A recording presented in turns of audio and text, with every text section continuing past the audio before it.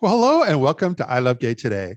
And this is a special edition of I Love Gay Today. We were recently in India, and this is what we're doing is called Voices of India, and we're bringing some of the various voices of LGBT leaders in pride and business and activism, and we're bringing those to the forefront into this special edition. And we are here with Suresh Ramdas. How are you? Hey, Matt, I'm super excited. Thank you so much. I'm doing good. Yes, it's great to have you here.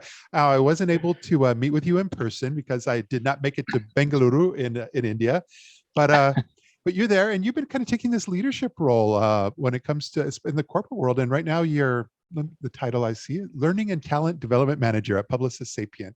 But yeah, tell us a little bit Right. about your world, and because I know before that you were at HP. Yeah, like you said, I have pretty much been in the corporate world right from start, and it has been an exciting journey. And I've just been in the learning and development space. So facilitation is something that I really enjoy, and simple as yeah, just standing on the podium and making sure everybody listens to what I'm saying. And speaking of the podium, before we come back to this, you are also part of Rainbow Toastmasters, so I'm sure like Yes. that's a huge part. I know the Rainbow Toastmasters in the U.S. I didn't realize they were global as well. No, this one is specific to India. It was start off in India as well. And I think because of the pandemic, they decided to have something virtual. And I think the fact that because it was for the LGBTQ plus community and we wanted to create a safe space, so Yeah. we said, let's do something virtual where we can have people from across the globe be a part of it, depending on their time zones and all of that. And it is a good opportunity for everybody to learn something about everybody else's culture as well. Yeah. But that's the whole thing is that when with Rainbow Toastmasters and so forth, you're in the corporate world, but you've really kind of taken a lead, not only in diversity and inclusion, but LGBTQ issues and so forth. And that's commendable in this day and age.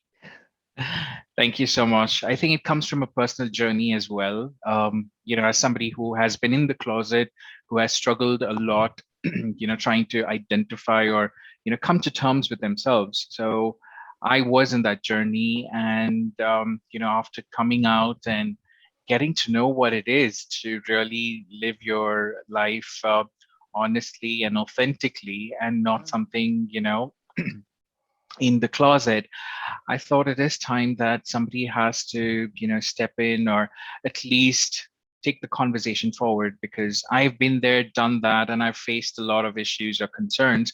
But then now nothing is holding me back. And I thought, why not put that to a good use? And with the work that I was doing as a facilitator, that kind of really made a lot of things in the conversations, a lot more easy for me to, share and talk. Yeah, yeah. But no, you've done a lot. That's what when I was doing research, as I said, you've gone through the LGBTQ Executive Leadership Program at Stanford, and in addition, you're one of the part of the outstanding 100 LGBT future leaders. So that's what I mean is that Yeah. you've really taken this role where I think that your voice even outside of India is great for folks to be able to really understand what you've been up to. Well, I think it's anything that comes out of passion and with honesty and the intent also to do good for somebody else.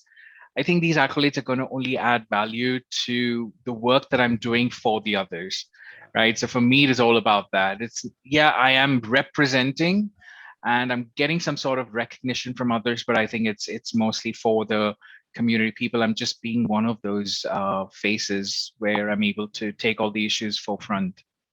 So very And you humbled about that.